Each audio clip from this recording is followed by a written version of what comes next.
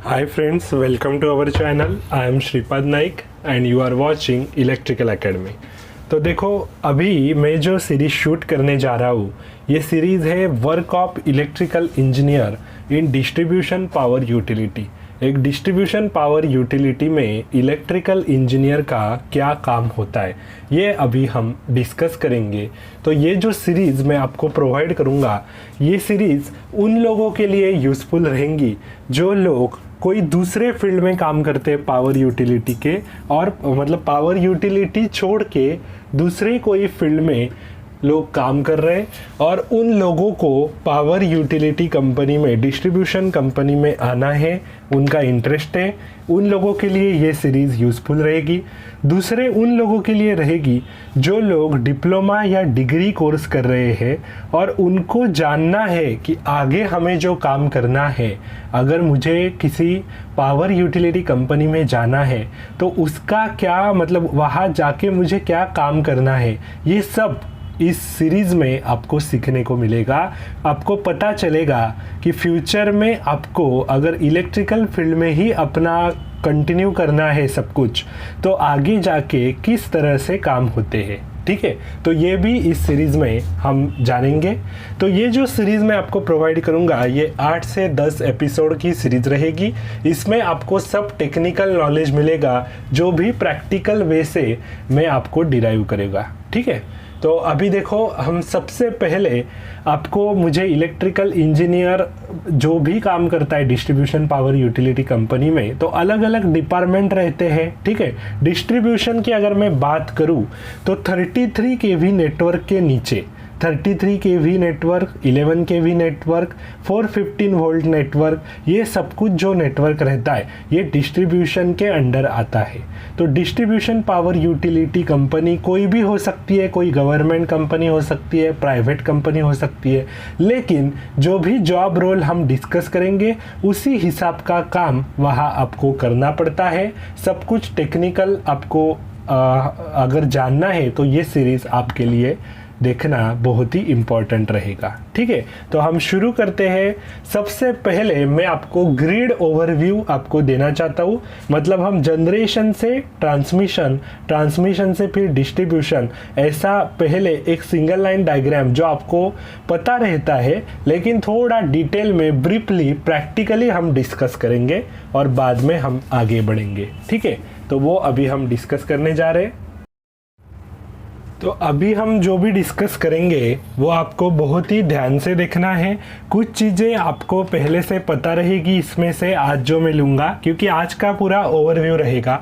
तो कुछ चीज़ें आपको पता रहेगी, कुछ आपको डेफिनेटली पता नहीं रहेगी। ऐसी भी कोई चीज़ें रहेगी जो हम इस वीडियो में डिस्कस करेंगे और बाद में अगली वाली जो वीडियो रहेगी वहाँ से पूरा हम कंटिन्यू करेंगे। ठीक है, तो अभी सबसे पहले आपको अभी कुछ भी विचार विनिमय नहीं करना है, जो भी मैं आपको बताऊंगा वो ध्यान से सुनना है। सबसे पहले आप अभी अज्यूम करो कि मेरे पास कोई एक जनरेटर है मेरे पास जनरेटर G1, एक दूसरा जनरेटर है मेरे पास जनरेटर G2 और एक तीसरा जनरेटर है मेरे पास जनरेटर G3। ठीक है, ये 3 जनरेटर मैंने लिए। एक जनरेटर जो मैंने पहला लिया जो है मेरा पहला जनरेटर G1, वो है मेरा फॉर एग्जांपल 500 मेगावाट का। दूसरा जो जनरेटर है वो है मेरा 250 मेगावाट का और तीसरा जो जनरेटर है मेरा वो बड़ा है 1000 मेगावाट का। ऐसा हम अज्यूम करके चल रहे हैं। ठीक है, 3 जनरेटर है, अलग अलग जनरेटर है।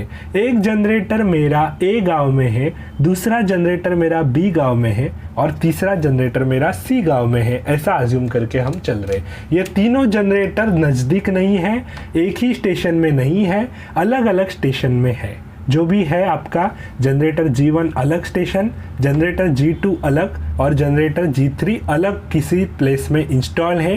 तीनों जनरेटर में फॉर एग्जांपल हम अज्यूम करते 100 किलोमीटर उतना डिस्टेंस है। तीनों जनरेटर जो प्लेस किए हुए वो 100 किलोमीटर फ्रॉम ईच अदर है, मिनिमम 100 किलोमीटर, ऐसा हम अज्यूम करके इधर चल रहे हैं। ठीक है, तभी तो मुझे ग्रिड का जो आपको ओवरव्यू देना है वो मैं दे पाऊंगा। ठीक है, अभी देखो ये जो पहला जनरेटर मैंने लिया वो मान लो मेरा 11 केवी पे जनरेट कर रहा है।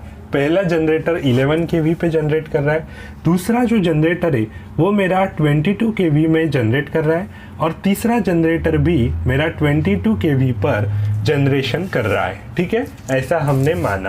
तो अभी देखो 3 जनरेटर हमने लिए, तो तीनों जो जनरेटर है वो अभी अपना ट्रांसमिशन लाइन में अपना जो पावर जनरेट करेंगे वो ट्रांसमिशन लाइन में छोड़ेंगे, तभी वो पावर डिस्ट्रीब्यूशन में आएंगी, बराबर।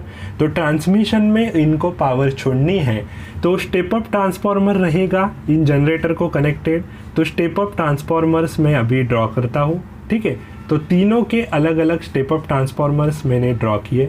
ठीक है, मान लो ये 3 जो मैंने ड्रॉ किए जनरेटर, इनको स्टेप अप ट्रांसफार्मर्स मेरे कनेक्टेड है, और 11 केवी पे ये जनरेट कर रहा है, ये 22 केवी, ये 22 केवी। तो स्टेप अप करके मुझे सेम वोल्टेज पे लाना है। फॉर एग्जांपल मुझे 400 केवी पे लाना है, तो ये मेरा 11/400 का एक स्टेप अप ट्रांसफार्मर रहेगा, 11/400 केवी का ये स्टेप अप ट्रांसफार्मर, ये 22/400 का स्टेप अप ट्रांसफार्मर, और इधर भी 22/400 का स्टेप अप ट्रांसफार्मर मैंने ड्रॉ किया।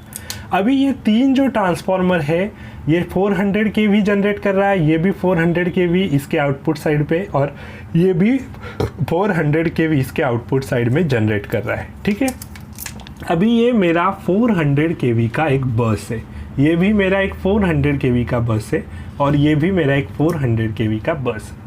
अभी ये 400 केवी का जो बस है, यहाँ से मेरे कोई फीडर्स निकलेंगे जो बाहर जाएंगे, कहीं स्टेप डाउन करेंगे और मेरी पावर, तो यहाँ से 3 फीडर निकले, यहाँ से मान लो 3 फीडर निकले, और मान लो यहाँ से मेरे 4 फीडर निकले। ठीक है, तो अभी ये जो है ये मेरे 400 केवी की ये बस है, 400 केवी की ये बस है, ये भी एक 400 केवी की बस है, और ये भी एक 400 केवी की बस है, इसको कनेक्टेड है। ठीक है, और ये जो है ये मेरी ट्रांसमिशन लाइन है जहाँ से मैं पावर लूँगा और मेरा प्राइमरी ट्रांसमिशन जो रहेगा वो मैं कंप्लीट करूँगा।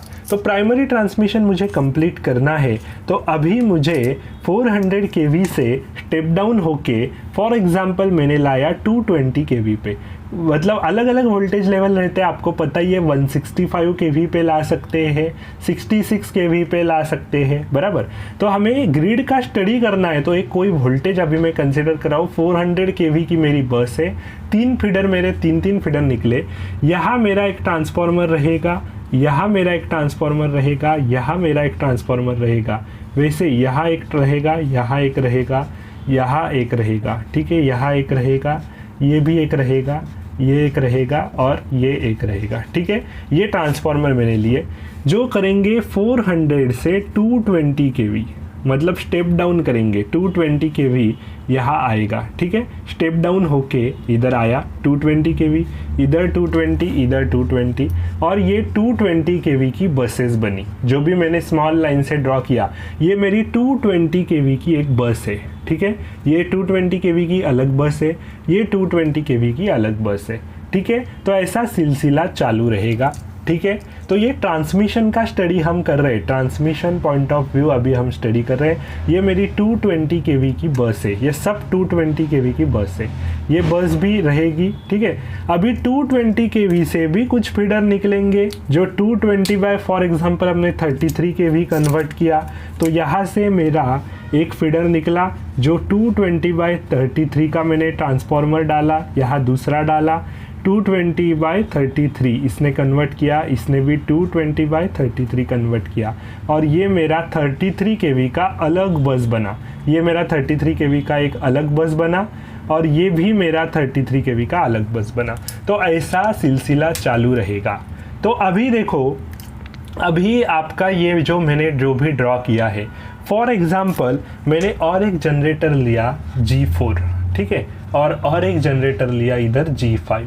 अभी ये G4 जो लिया वो फॉर एग्जांपल जनरेट कर रहा है 11 केवी पे, ये भी जनरेट कर रहा है 11 केवी पे, ये है मेरा 250 मेगावाट, और ये जो है G5 ये है फॉर एग्जांपल मेरा 500 मेगावाट का। ठीक है, और ये भी अभी स्टेप अप करेगा। ठीक है, उसको ट्रांसमिशन लाइन में छोड़ना है अपना पावर, तो स्टेप अप तो करेंगे ही, तो इसने भी स्टेप अप किया, इसने भी स्टेप अप किया। ठीक है, स्टेप अप करेंगे। अभी ये फॉर एग्जांपल इसने स्टेप अप किया 11 बाय 220 केवी, और ये स्टेप अप हुआ 11/220 kV। तो ये 220 kV का एक अलग बस बनाएगा, ये 220 kV का बस बनाया और ये भी 220 kV का बस बनाया। तो अभी देखो इधर 400 kV का बस इसने बनाया था और 400 kV के डायरेक्ट फीडर्स यहाँ से निकले थे, एक एक जो भी निकले थे। तो 400 kV का एक पहला फीडर निकला, जो उसका एक पावर ट्रांसफार्मर मैंने इधर बिठाया, ये 400/220 kV करके 220 kV का बस इसने एक बनाया। इसने अलग एक 220 kV का बस बनाया, इसने तीसरा बस बनाया। ऐसे अलग अलग बसेस हमने यहाँ ड्रॉ किए, ठीक है। अभी फॉर एग्जाम्पल यहाँ मैंने 220 kV का डायरेक्ट इधर बस बनाया, ठीक है। तो ये अलग सिस्टम है, ये अलग सिस्टम है, ऐसा मान लो, ठीक है। ये 400 kV का नेटवर्क है पूरा और इधर डायरेक्ट 220 kV का नेटवर्क बन रहा है। ये 400 kV का नेटवर्क है, बाद में 220 बन रहा है, बाद में 33 बन रहा है। ये डायरेक्टली 220 kV का नेटवर्क इधर बन गया। 220 kV का अलग जाला इधर तैयार हो गया और ये 400 kV का अलग नेटवर्क, अलग जाला इधर तैयार हुआ, ठीक है। तो ऐसा हम बोलते हैं। तो अभी देखो ये 220 kV का नेटवर्क है। फॉर एग्जाम्पल इस नेटवर्क में कुछ खराबी आई, ये दोनों जनरेटर मेरे फॉर एग्जाम्पल पुल आउट हो गए, दोनों जनरेटर सो गए, दोनों जनरेटर में फॉल्ट आ गया और दोनों जनरेटर पुल आउट हुए। तो इधर तो 220 kV का नेटवर्क है, इधर 400 kV का नेटवर्क है, ठीक है। तो 400 kV का नेटवर्क है इधर, इधर 220 kV का नेटवर्क है। तो इस 220 kV का पूरा जो बस है, जहाँ से मेरे और अलग फीडर निकलेंगे, पहले मैं वो ड्रॉ करता हूँ। ये एक फीडर मेरा निकला, ये दूसरा फीडर मेरा इधर से निकला, तीसरा फीडर इधर से निकला। इस बस से भी मेरे फॉर एग्जांपल 2 फीडर्स निकले, ठीक है। ये 220 बाय डायरेक्ट 33 kV कर रहा है, फॉर एग्जांपल मान लो ये भी 220/33। ये सारे जो पावर ट्रांसफार्मर बिठाए अलग अलग फीडर्स, ये 220/33 kV कन्वर्ट कर रहे हैं, ठीक है। तो अभी देखो ये 33 kV का बस बनेगा, फिर ये जो बस बनेगा ये 33 kV बस बनेगा, ये भी 33 kV का बस बनेगा, ठीक है। तो ये अलग अलग बस इधर मेरे बन गए फॉर एग्जांपल। तो अभी देखो ये 400 kV का नेटवर्क है और ये 220 kV का नेटवर्क है। फॉर एग्जांपल मेरा जनरेटर G4 और G5 दोनों मेरा फॉल्ट आ गया दोनों पे, तो ये 220 kV का जो बस है ये पूरा डेड हो जाएगा, नीचे कुछ सप्लाई नहीं रहेगा। अगर ऊपर से कुछ आ ही नहीं रहा है पावर, तो 220 kV का बस पूरा जीरो, उसका मतलब पूरा डेड रहेगा। डेड रहेगा तो इधर पूरा जो भी आपका नीचे सप्लाई जा रहा है 220/33 kV, नीचे जो भी आपका लोड रहेगा वो पूरा जीरो हो जाएगा। मतलब लोड तो कनेक्टेड है लेकिन सप्लाई पूरा चला जाएगा, कट ऑफ हो जाएगा। तो अभी इन जनरेटर को चालू तो करना पड़ेगा, फिर से चालू भी करना पड़ेगा और ये जो 220 kV का पूरा बस है इसको किसी और रिस्टोर करना पड़ेगा। तो इधर तो 400 kV का नेटवर्क है, तो क्या हम ऐसे डायरेक्ट कनेक्ट कर सकते 400 kV को 220 kV से? तो ऐसा डायरेक्टली कनेक्शन नहीं कर सकते, शॉर्ट हो जाएगा। इधर 400 kV का नेटवर्क है और इधर 220 kV का नेटवर्क है, तो पोटेंशियल डिफरेंस क्रिएट होगा और आपका बहुत हेवी सर्कुलेटिंग करंट फ्लो होगा। ऐसा हम तो नहीं कर सकते।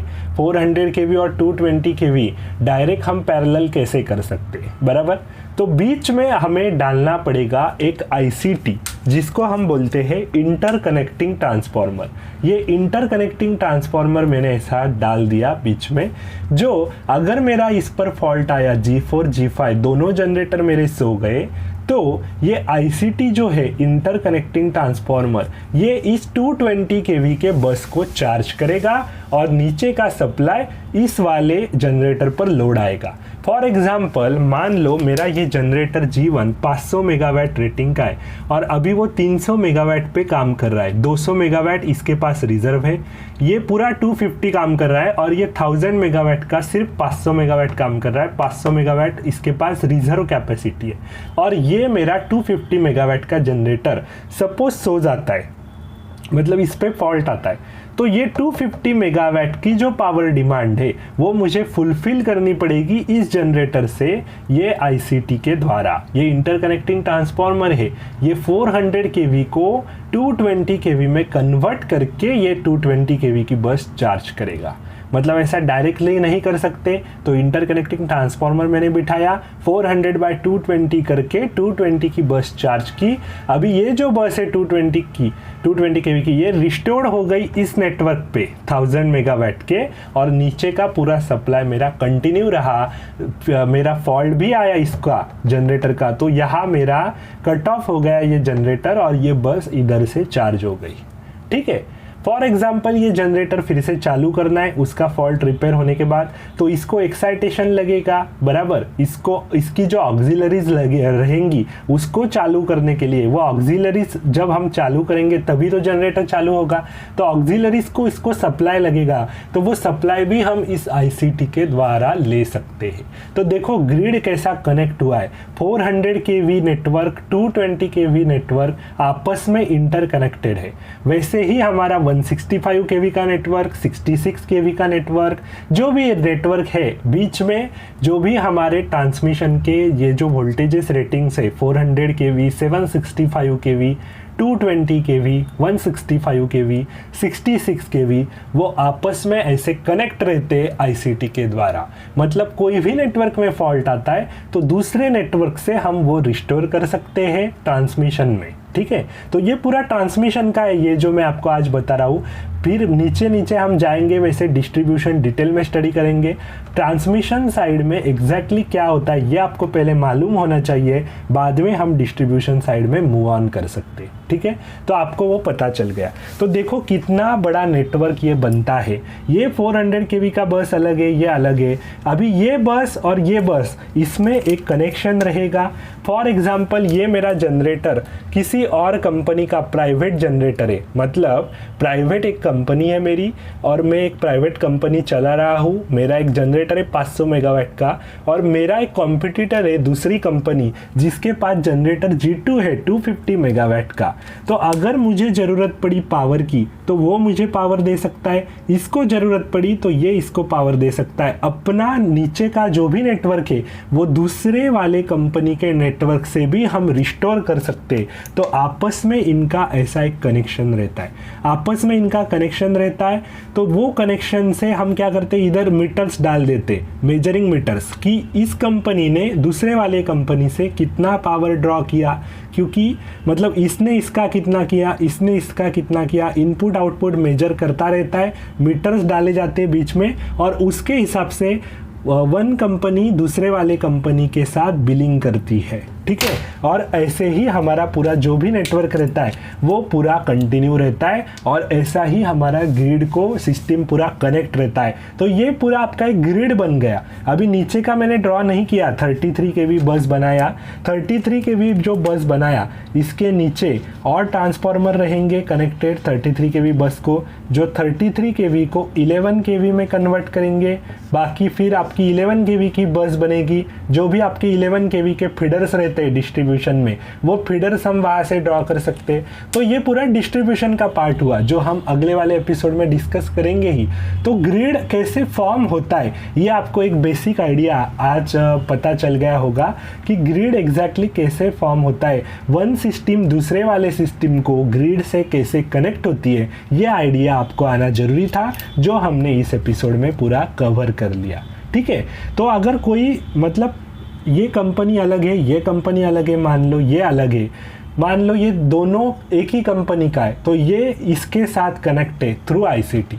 ठीक है, और आपका जो ग्रिड है वो पूरा ऐसा ही फॉर्म होता है। पूरा 400 केवी का नेटवर्क, 220 केवी का नेटवर्क, 165 केवी का नेटवर्क आपस में ऐसे इंटरकनेक्टेड रहता है बाय इंटरकनेक्टिंग ट्रांसफार्मर। तो कोई भी अगर इशू आता है तो आपका जो ग्रिड रहता है, तो वेस्टर्न ग्रिड अलग हो गया, नॉर्थर्न ग्रिड अलग हो गया, जो भी हमारा रहता है बराबर, वेस्टर्न रीजन, नॉर्थर्न रीजन। बाद में इनको ड्रॉ करने के मतलब इन सबका और एक कनेक्शन रहता है, नेशनल ग्रिड रहता है हमारा, स्टेट वाला ग्रिड रहता है। तो ये सब ग्रिड आपस में ऐसे इंटरकनेक्ट, मतलब ये सब इंटरकनेक्टेड रहते हैं, इसीलिए हमारा ग्रिड फॉर्म होता है और इसीलिए हमारा रिलायबिलिटी इंश्योर होता है। अगर हम आइसोलेटेड रखते सिस्टम कि ये वाला कंपनी ये अपना अपना देखेगा, ये वाला अपना अपना देखेगा, बीच में कोई कनेक्शन नहीं रहेगा, तो इसका जनरेटर अगर पुल आउट आउट होता है तो इसके सारे कंज्यूमर का नीचे लाइट चला जाएगा, सारे कंज्यूमर सो जाएंगे और दूसरी वाली कंपनी चालू रहेगी। फिर अभी मान लो इसका 250 मेगावाट है इसके पास और इसके जनरेटर पे फॉल्ट आ गया या फिर इस केबल पे फॉल्ट आ गया, जो केबल या फिर ट्रांसमिशन लाइन जो भी हम बोल सकते, कोई अंडरग्राउंड केबल डालता है, कोई ट्रांसमिशन लाइन डालता है, ठीक है, तो मतलब ओवरहेड लाइन डालता है, कोई अंडरग्राउंड डालता है, तो उस पर फॉल्ट आ गया तो नीचे का सप्लाई पूरा कट ऑफ हो जाएगा। तो उसको रिस्टोर करने के लिए अदर यूटिलिटी का सहारा लेना ही पड़ता है। जो सहारा अदर यूटिलिटी का वो लेता है, वो कैसे लेता है? डायरेक्टली नहीं लेता, सब यूटिलिटीज ग्रिड को आपस में कनेक्ट रहती है, बाद में सप्लाई आपका इनपुट आउटपुट चलता रहता है। तो ये पूरा बेसिक जो है आपका ग्रिड का बेसिक, वो आपको इस एपिसोड में पूरा डिस्कस हमने कर लिया। अभी अगले वाले एपिसोड में हम डिस्कस करेंगे डिस्ट्रीब्यूशन पावर यूटिलिटी में कैसा नेटवर्क होता है, और बाद में हम चलेंगे फिर कि इलेक्ट्रिकल इंजीनियर जो डिस्ट्रीब्यूशन पावर यूटिलिटी में काम करता है उसका क्या रोल रहता है। ठीक है, तो मिलते हैं अगले वाले एपिसोड में। आपको ये जो सीरीज में प्रोवाइड कर रहा हूँ ये बहुत ही इंटरेस्टिंग रहेगा, आपके नॉलेज पॉइंट ऑफ व्यू बहुत अच्छा रहेगा, आपको पहले से आइडिया रहेगी कि आपको आगे जाके किस तरह का काम करना है और इंटरेस्ट लेके काम करना है। ठीक है, तो मिलते हैं अगले वाले एपिसोड में, तब तक के लिए good bye and thank you very much.